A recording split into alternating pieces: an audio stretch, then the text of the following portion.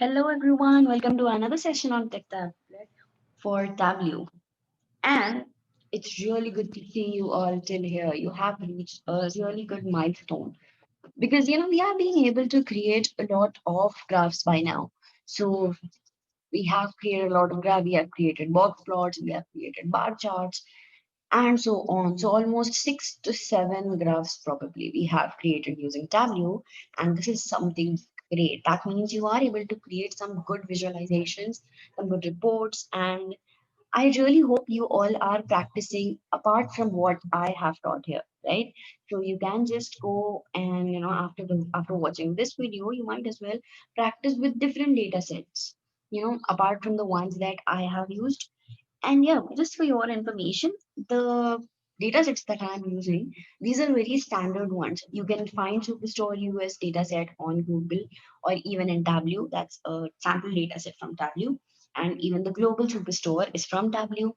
Then I have used some different data sets as well. And for bullet graph, for this graph also, we are going to use a different data set, and all of these are available on Google. I'll just give you the names while I'm working on them, and you can download it directly and start working. And I hope you all remember that we are working on Tableau Public. So Tableau Public is for free. You can just download, and when you save these graphs, this gets saved in the Tableau community. It's like the community, like even you are posting something on your social media, it's not on your phone but it is on your social media. Similarly, when you are saving the visualizations that you have created on Tableau, they do not stay in your system but they stay in that Tableau community. So you have to create your ID on that. You have to sign in, first sign up, sign in, and then that's how you save your visualizations. Even when you search for my name, Abhidhanisa, over there. So you can find me in that community and you can find the visualizations created by me.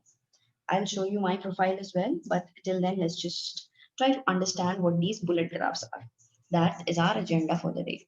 We are trying to understand what is a bullet graph, and again, the same, how do you create a bullet graph using Tableau?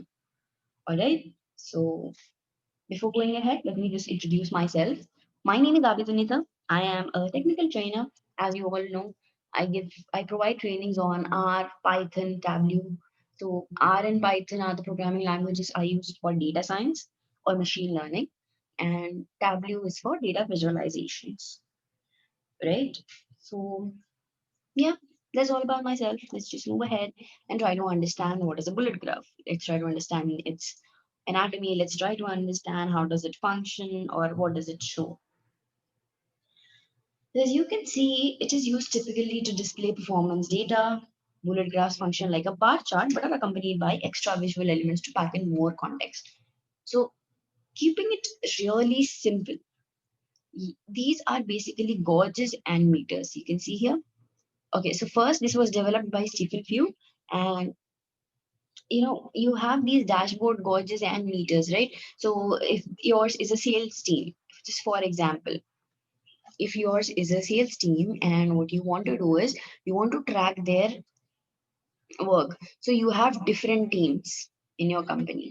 You have different products. This is for product 1, product 2, product 3. These have you have 3 teams. Now this is your bullet graph. This is how your bullet graph will look like. You will have your target somewhere around here and you are somewhere around here, and then you will have to reach that place. This will be your target and this is how you're working on. I'll show you how that is, but I'll show you the complete anatomy. I'll try to explain you, but just for understanding, you will have 3 different bullet graphs and that's how you would compare each of them. You can see how they are actually growing, right? So that is why I'm calling it a gauge or a meter. So bullet graphs, they replace or they are an alternative to dashboard gauges and meters. Now, why is it? Because what happens is the dashboard gauges often they do not display enough information, and they were less space efficient and were cluttered with chart junk, a lot of junk, trust me. That is the reason he thought that a bullet graph would be really helpful in such a case. Now, the main data value is encoded by a length of main bar in the middle of the chart. Now this is known as feature measure. Okay, if you want me to write it down, this is known as feature measure. Now the line marker that runs perpendicular to the orientation of the graph is called as comparative measure,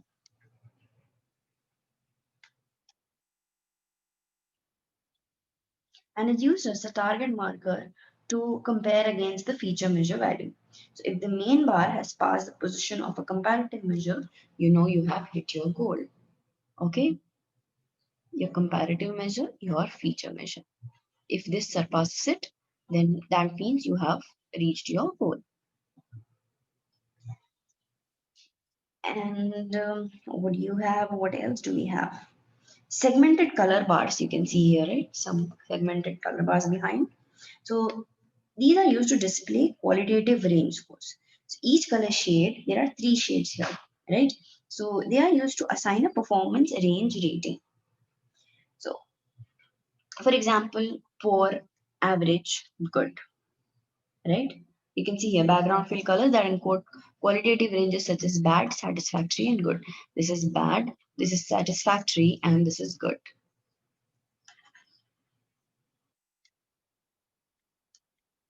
right? Bad, satisfactory, good. These are what these colors mean. Now, when using bullet graphs, it's ideal to keep the maximum number of ranges to five. Five is the maximum range that you should keep. And what is the function of bullet graph? I hope you have understood for now that for comparing, they are used for comparison and also to find out the range. So we have it now. So first you will have a text label over here. What are we actually talking about? So when I was writing about the teams, I would have written the team name and what does it sell. Team 2 and what does it sell. Team 3 and what does it sell. That will be my text label, and that would come here. Then each shade here, it is showing us the qualitative ranges, good, bad, satisfactory. Then you have the feature measure. This is our feature measure, the actual rating of how we are doing now. And this is where we have to reach. That's called as our comparative measure, or it is also called as the target marker, or symbol marker that encodes the comparative measure, or target marker is a simple word. We know this is our quantitative scale. This is the bar that encodes the performance measure. We know that. This is our comparative measure. Now, anatomy is understood, I suppose, right? So now you know it's really simple to use a bullet graph. And as you all know, instead of these different gauges and meters, we are using bullet graph. Let's go back to our very own Tableau and start creating a bullet graph. So here I have data from two different airline companies. And what I want to do is I want to compare how they are faring. Again, and I have my airline data set, airline comparison. So now you understand, right? Where can we use bullet graph? Okay, so if you have any target oriented data set, that is when you can use this bullet graph. Always remember that. I'll just go to my sheet. I have selected my data set, that is airline comparison data set. Then what do we actually measure? We would measure revenue and target, right? So that is what we'll take to our rows. And then based upon region, we'll try to understand how they are faring. Now, looking at the bar chart, you are able to understand which region is doing good, or in case of revenue, in case of reaching targets and all. There is a possibility that the revenue and target are different. So, suppose if you can see here Africa, Asia, Australia.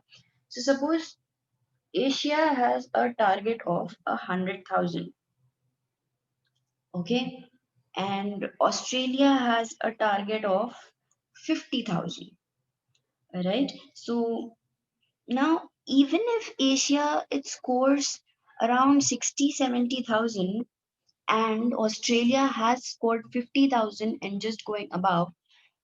This is how it works, right? Their targets can be different. Based upon that, their revenue would be increasing and decreasing. So that is the reason I guess you are able to see that North America has a lot of revenue, but then it has not reached its target yet, right? So in terms of reaching target and the revenue, that's how this can be different. But now let's just convert this into a bullet graph. Okay, are you able to see the bullet graph here now? You are able to see the targets, you are able to see the quantitative measures, the qualitative measures, the bad, satisfactory, good, bad, satisfactory, and good. That's how it goes. And this is your comparative measure, this is your feature measure. Okay, now I really hope you all are able to understand.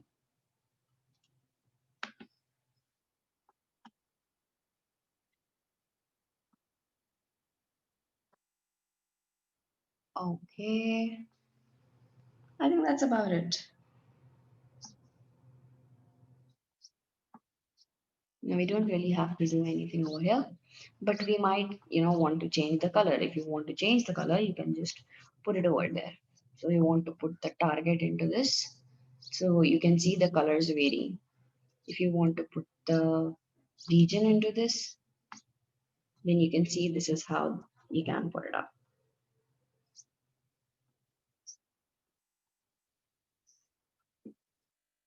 See, based upon whatever you are using, these will change. Your feature measures will change. Okay, so now you know how to create a bullet graph. Now you know how to interpret a bullet graph. Interpreting is really easy. So you can see Asia has a target way ahead of anyone else, right? So it hasn't reached anywhere yet, and North America has surpassed its target. So that's how it's going. So, that's really easy to interpret a bullet graph. It's just that you need to understand the different parts and where can you use a bullet graph. And that is not a very big task as well. You can understand that bullet graph is actually, when you have target oriented data set or target oriented, what do you say, report to prepare, you can definitely use a bullet graph. Okay, remember the name Stephen Few is the name who actually uh, you know introduced bullet graphs to us. Thank you very much, Mr. Stephen Few. Thank you very much everyone for being with me throughout the session. If you guys have any doubts, feel free to mention it in the comment section and I would definitely reply to you. And if you think I have missed anything, do not forget to mention that as well. I'll pin your comment up so that others can see and comprehend. Thank you very much and happy learning.